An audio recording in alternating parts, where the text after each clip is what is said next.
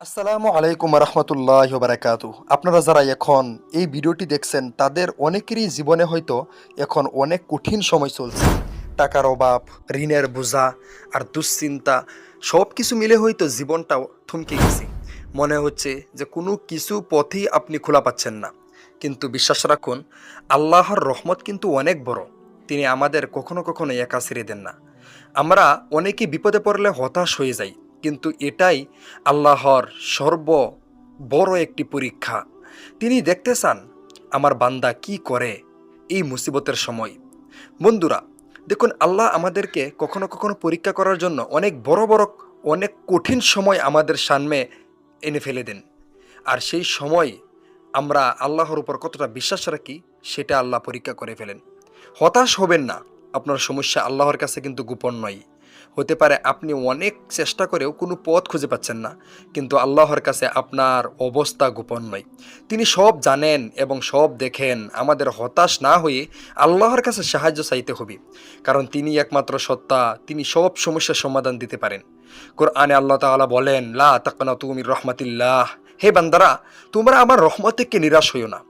বন্ধুরা দেখুন, নিশ্চয়ই কিন্তু কষ্টের পর শান্তি অবশ্যই আসবে। যত আপনার কষ্ট বেশি হইতেছে, আপনার ততই শান্তি বেশি আসবে। আয়াতটি আমাদের মনে করিয়ে দেয় যে প্রতিটি কষ্টের পরে আল্লাহ সহজ করে দিবেন এই কষ্টকে, আর শান্তি দান করবেন। আমাদের তার জন্য শুধুমাত্র ধৈর্য ধরতে হবে এবং তার আল্লাহর উপর পূর্ণ আস্থা রাখতে হবে, বিশ্বাস রাখতে হবে, আর সর্বদাই দোয়া করতে হবে। মনকে শান্ত করুন এবং আল্লাহর উপর ভরসা রাখুন। আমরা জানি মমিনের জন্য সবচেয়ে থেকে বড় হাতিয়ার হলো দোয়া। বিপদের সময় আমাদের বারবার আল্লাহর কাছে ফিরে যেতে হবে। একটি গুরুত্বপূর্ণ দোয়া আছে যা আমাদের নবী সাল্লাল্লাহু আলাইহি সাল্লাম বিপদের সময় বেশি বেশি পড়তেন। আর সেই দোয়াটি হলো, লা ইলাহা ইল্লা আনতা সুবহানাকা ইন্নী কুনতু মিনাজ জালিমিন। এর অর্থ হলো, আয় আল্লাহ, তুমি ছাড়া কোনো উপাস্য নেই, তুমি পবিত্র, নিশ্চয় আমি জালিমদের অন্তর্ভুক্ত। এই দোয়াটি ইউনুস আলাইহিসসালাম মাছের পেটে থাকা অবস্থায় পড়েছিলেন। আর আল্লাহ তাআলা দেখুন ইউনুস আলাইহিসসালামকে সেই কঠিন বিপদ থেকে মুক্তি দিয়েছিলেন। আপনি যখন এই দোয়াটি আন্তরিকভাবে পড়বেন, তখন আপনার মন শান্ত হবে এবং আপনি আল্লাহর নৈকট্য অনুভব করবেন। আর দোয়া কবুল হওয়ার জন্য প্রয়োজন হয়েছে তিনটি কাজ।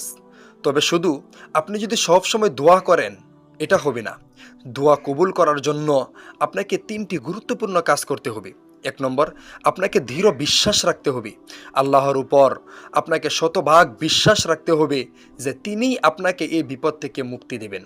আপনি যদি বিশ্বাস রেখে তাহাজ্জুদের নামাজের সময় আল্লাহর কাছে 2 রাকাত নামাজ পড়ে আপনি চাইতে পারেন, তাহলে আল্লাহ তো কোরআনের মধ্যে বলেই দিয়েছেন না, ইন্নাল্লাহা মাআস সাবিরিন।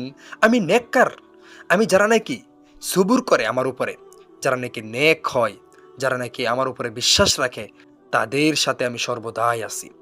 2 নম্বর হয়েছে, দোয়া কবুল করার জন্য আপনাকে পরিশ্রম করতে হবে। আপনাকে দেখুন, দোয়া করার পাশাপাশি কাজ করা বন্ধ করবেন না। হালাল পথে আপনার চেষ্টা চালিয়ে যান। হতে পারে আপনার রিজিকের ব্যবস্থা কোনো ছোটো কাজের মাধ্যমে হতে পারে, তার জন্য আপনি হালাল কাজকে তালাশ করুন। 3 নম্বর হয়েছে, আপনাকে ধৈর্য ধরতে হবে। তা 3টি কাজ। 1 নম্বর, আপনাকে বিশ্বাস রাখতে হবে। 2 নম্বর, পরিশ্রম করতে হবে। আর আপনাকে ধৈর্য ধরতে হবে।